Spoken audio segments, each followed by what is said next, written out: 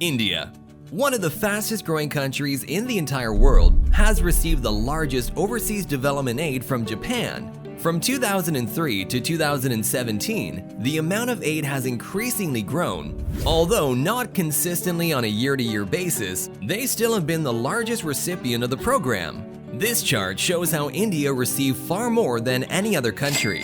The accumulated commitment of Japanese aid from 2019 to 2020 has amounted to over 6.2 trillion Japanese yen, a massive amount of money going inside India's economy.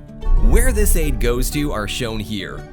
Transportation is the largest sector to receive the aid. Japan, as you all know, is excellent in this field. They have handed their expertise in railway knowledge for several metro and rail projects. Some notable are the likes of Delhi Metro, Mumbai Metro, Bangalore Metro, and so much more.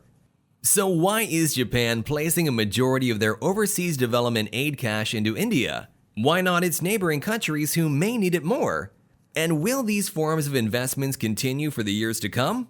Well, to know that, we must first go back to 1958, the year Japan's overseas development aid first reached out to the world. On an adventure to find countries that would need loans, they stumbled upon the country of India, which then became the first country to receive these loans. And since then, India has become the oldest recipient and largest of the aid. These then led to several opportunities for strengthening Japan-India relations. The most notable ones are in the early 1990s, when the country of India was facing a major financial crisis.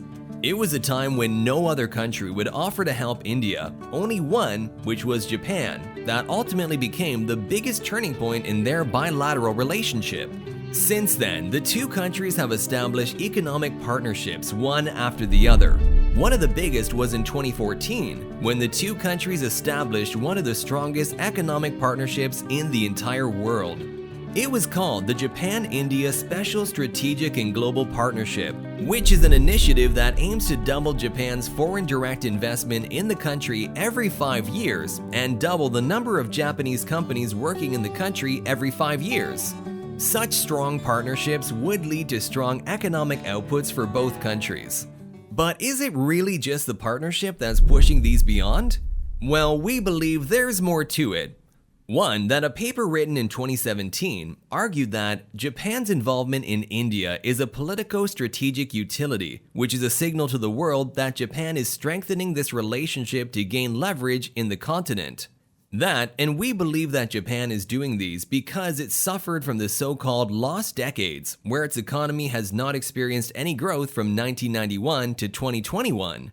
These partnerships may be in a form where Japan would help India now, and in return, they would help them back in the future. This help could already be happening now as well. Some of the help is the likes of human capital. Japan's population is slowly going down, and to help keep economic activity going, the need for human capital is the most important factor in doing so. Although some have argued that foreign aid are a form of one country's interest, it has in fact benefited both countries in many ways. In India, the help and expertise of Japan's quality-driven management have introduced strong and resilient projects. One of these excellent infrastructure pipelines is the upcoming Mumbai-Ahmedabad high-speed railway, which is expected to use Japan's Shinkansen technology. Another form of advantage of these is that Japan is helping fast-track the overall development of India. These developments could be the likes of pushing innovation further, poverty alleviation, disaster prevention, and most importantly, the utilization of Japan's tech enterprise. These have all contributed to the path of strong and sustainable development of India. And lastly, will Japan still continue to support India's economic growth? Well, the current Prime Minister of Japan, Fumio Kishida, who recently became the country's leader in October of 2021, has special ties to India. These are traced to when the Prime Minister visited the country in 2015 and said that he has chosen India as the first destination of a visit because the two countries' relationship will determine the direction of Asia in the 21st century.